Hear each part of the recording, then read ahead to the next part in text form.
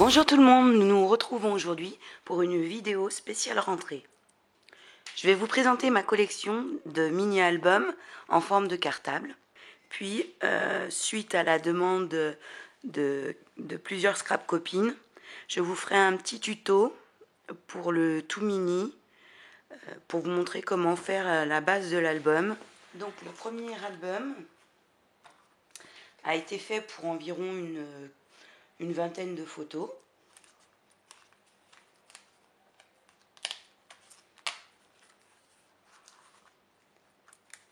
Dans chaque pochette, on retrouve un accordéon où on peut mettre 6-8 photos chacune, de part et d'autre. À l'intérieur, j'ai fait sous forme de cahier de chant ou de poésie, comme on avait à l'époque, un peu rectangulaire comme ça, un album accordéon. Là, pour 5 photos, mais on peut facilement rajouter encore un autre accordéon pour doubler le nombre. On a suffisamment de largeur. Ensuite, là, nous pouvons mettre une photo format Polaroid, un petit peu de journaling. Et là, j'ai voulu faire une petite pochette élastique.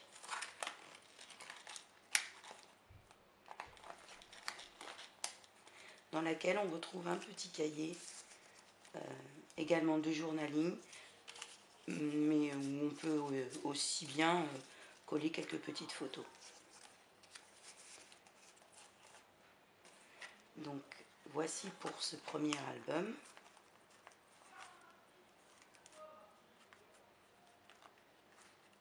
Avec un petit minou.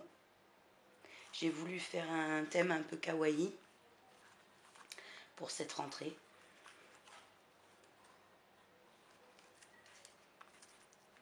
Ensuite, le petit mini sur le thème des Indiens avec leurs plumes. Donc là, c'est pour 5-6 photos. C'est vraiment pour marquer le jour J.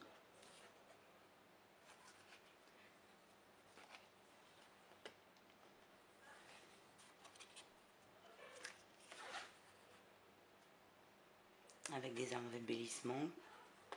Alors cet embellissement là en forme de livre, c'est une scrap copine, Carole, qui me l'avait envoyé. Donc tu vois Carole, je réutilise ce que tu m'envoies dans mes créations.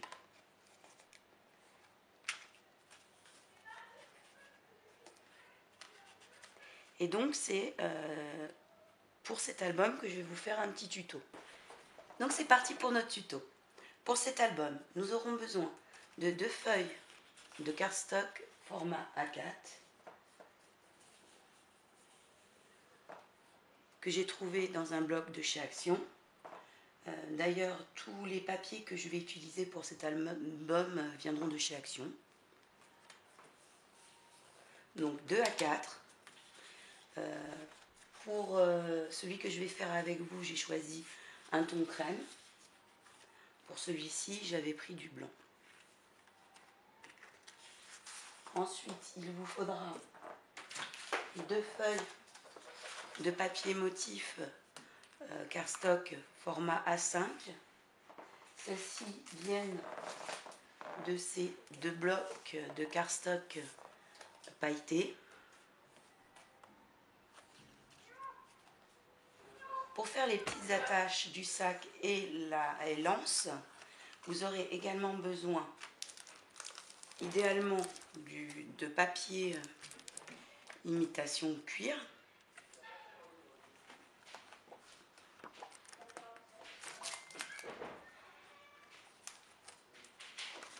Comme celui-ci. Ou bien vous pouvez aussi utiliser du papier craft. Là c'est un sachet d'enveloppe craft que j'ai trouvé chez Action. Une carte suffit, il ne nous en faut pas énormément.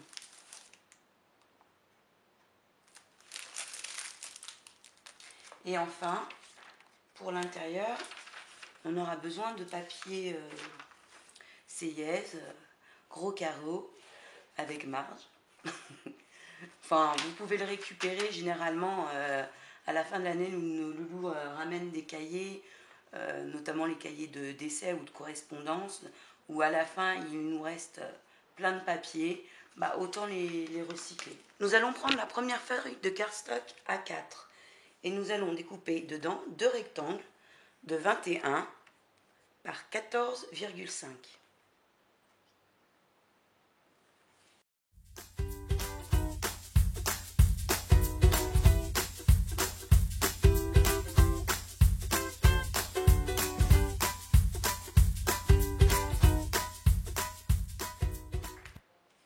Avec l'un des rectangles obtenus, vous allez marquer le pli à 10 et à 11,5.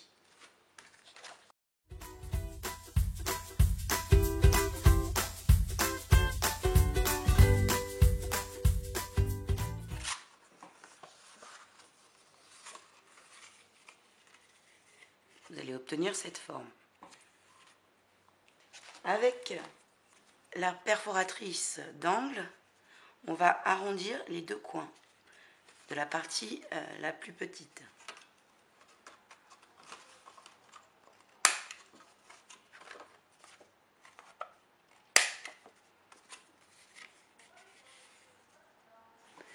Dans le deuxième rectangle, nous allons marquer le pli à 6 et à 7,5. Puis on coupe à 10,5.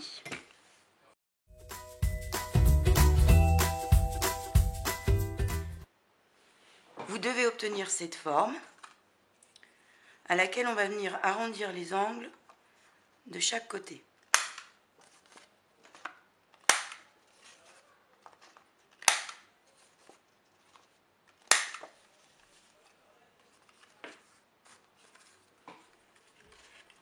Donc comme vous voyez, vous avez déjà la base de notre sac. Bon, vous pouvez remarquer que ma lame est assez usée, donc elle abîme un peu le papier. Je m'en préoccupe pas parce que je voudrais donner un petit côté vintage à ce sac-là.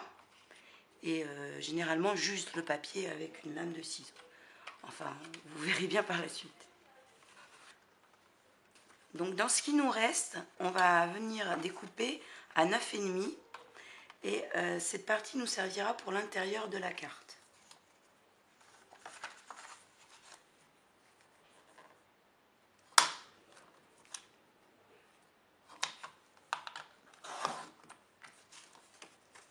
Donc on la met de côté pour l'instant.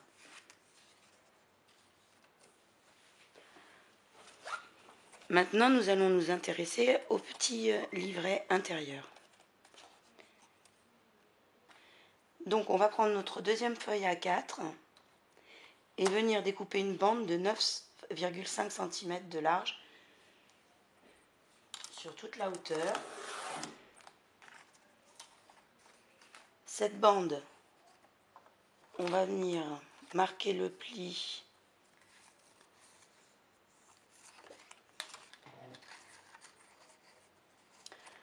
à 14 cm.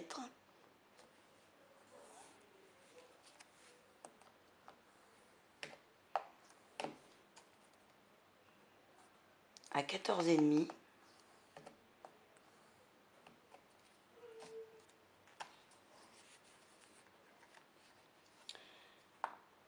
Puis à 28,5.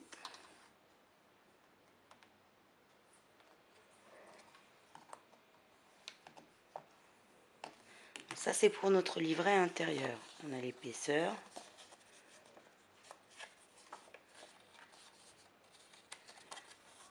Et le rabat. La carte qu'on avait découpée et que je vous avais dit de mettre de côté va nous servir ici. On la collera à cet endroit-là. Là, on peut d'ores et déjà découper les angles.